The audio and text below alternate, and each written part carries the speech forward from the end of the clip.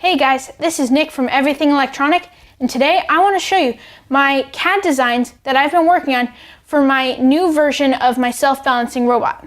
Alright, let's see them. So here is the model of my new robot design, which I CAD'd out in Fusion 360.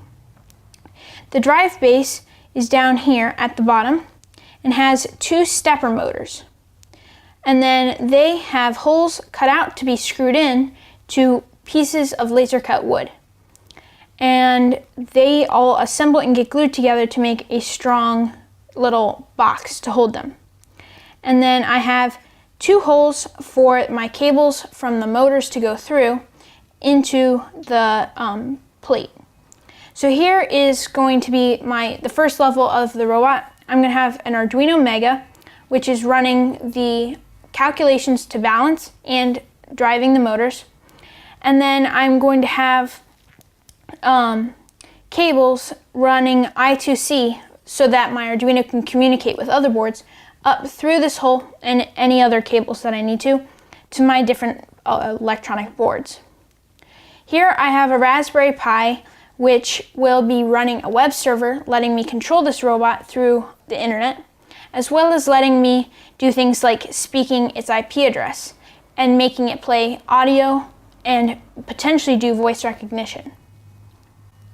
And then I designed this robot so that I have laser cut plates like this, which I can slide down these dowel rods, and then I can clamp them in place with either glue or some sort of homemade clamp. That way I can adjust these and make a very modular design so that when I want to change parts on this robot, I can just make a new plate and put new electronics on it, put it on, and have a functioning robot.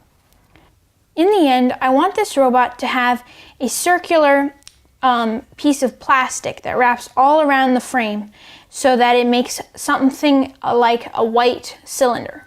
And then I want to have a little dome on the top to be like a head. This robot I want to be able to drive around my house and be able to navigate throughout our house with something like April tags, which is a form of image which a camera can track and get the position from. This is one of many ways to do location tracking, but I think that might work well for right now. Thanks for watching, guys. I hope you liked this video about self-balancing robot drive bases. If you have any ideas of ways that I can make this robot navigate by itself around my house, be sure to leave those in the comments.